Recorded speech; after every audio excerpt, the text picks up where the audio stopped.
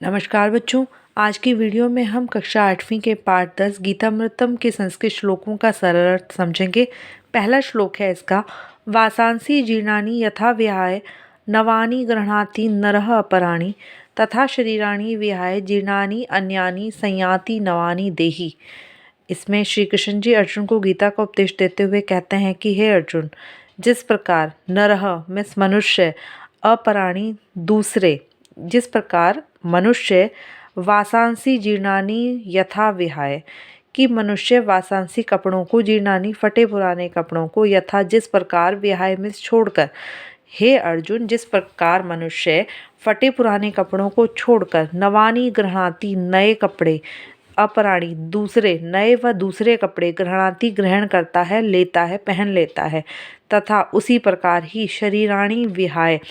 जीर्णानि अन्यानि संयाति नवानि देहि, उसी प्रकार देहि मीन्स आत्मा, उसी प्रकार आत्मा भी जीर्णानि अन्यानि, जीर्णानि मीन्स यहाँ पर हम पुराना नहीं कह सकते, एक शरीर को छोड़कर, अन्यानि दूसरा, जीर्णानि शरीराणि विहाय एक शरीर को छोड़कर, अन्यानि संयाति दूसरे शरीर को प्राप्त कर लेती है, नवानि मीन्स दूसरे नए शरीर को, संयाति मीन्स प्राप्त कर लेती है आत्मा। इस श्लोक का पूरा अर्थ समझिए। जिस प्रकार मनुष्य पुराने वस्त्रों को छोड़कर नए वस्त्र ग्रहण कर लेता है, नए व दूसरे वस्त्र ग्रहण कर लेता है, उसी प्रकार आत्मा भी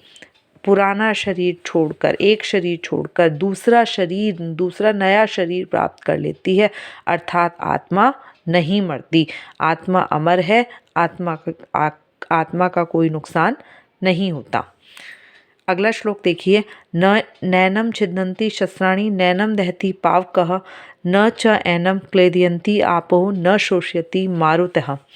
नैन न जमा एनम, यहाँ पर संधि की गई है, न मिस नहीं, एनम मिस इसको, इसको किसको, आत्मा को, न नैनम छिदन्ति शस्त्राणि, न इस आत्मा को, छिदन्ति मिस काट सकते हैं, शस्त्राणि अर्थात शस्त्र,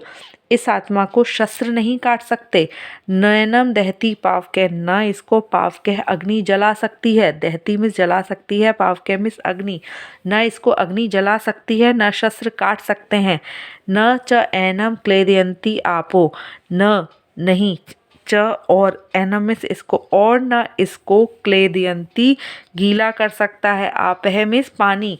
और ना पानी इसको गीला कर सकता है, आत्मा को पानी भी गीला नहीं कर सकता, न शोषयति मारुतः, न हवा, मारुत में हवा, ना हवा इसे सुखा सकती है। इस श्लोक में श्री कृष्ण जी कहते हैं कि हे अर्जुन, आत्मा को ना तो शस्त्र काट सकते हैं, ना आग जला सकती है, ना पानी गीला कर सकता है, और ना हवा सुखा सकती है, शोषयति में सुखा सकती है, मारुतः हवा। अगला श्लोक देखिए, तीसरा श्लोक है हमारा,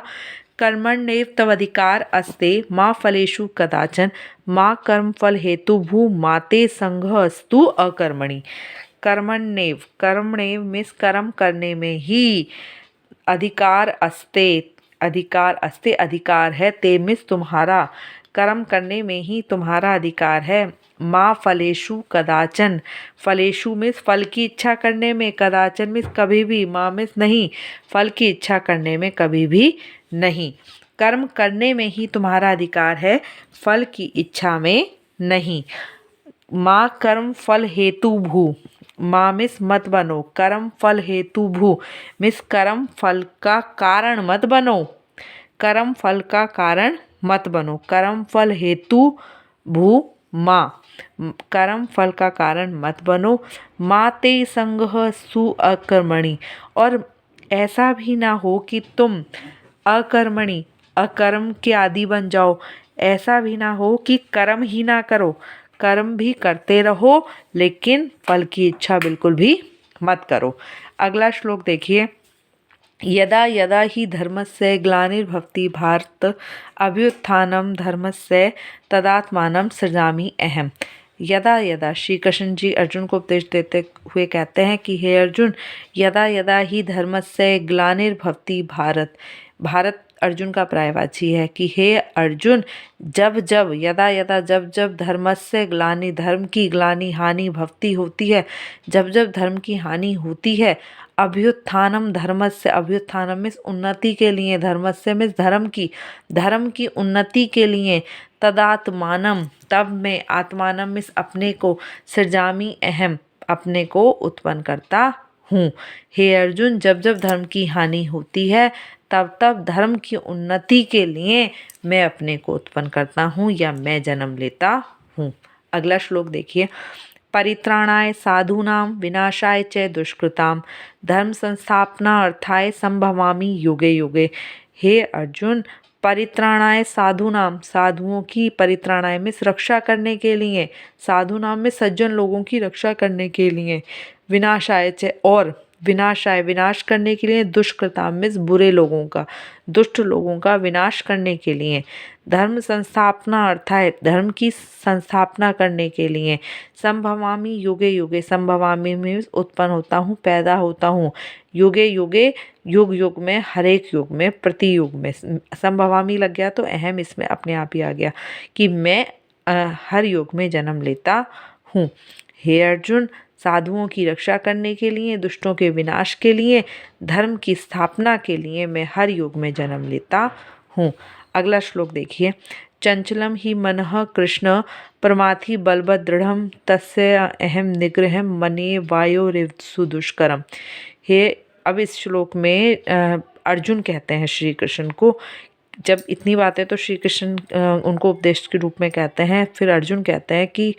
हे कृष्ण, चंचलम ही मनः, मन जो है बहुत चंचल है, मन जो है अत्यधिक चंचल है, मन चंचल है। प्रमाथि बलवत् दृढ़म, प्रमाथि मिस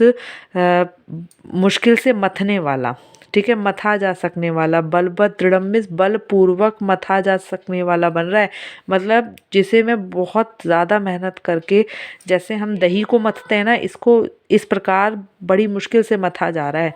तस्य अहम निग्रहम मन्ये, इसको वश में रखना, मन को वश में रखना, मन्ये मिस मैं मानता हूँ, वायुरिव सुदुष्करम, वायु के समान, सुदुष्करम मिस कठिन, वायु के समान कठिन मानता हूँ इसको मतना, किसको, अपने मन को। मेरा मन जो है बुरी तरह से झकझोर देने वाला बन रहा है, इसको मैं किस प्रकार काबू में रखूं, मैं अपने मन को वश में नहीं रख पा रहा।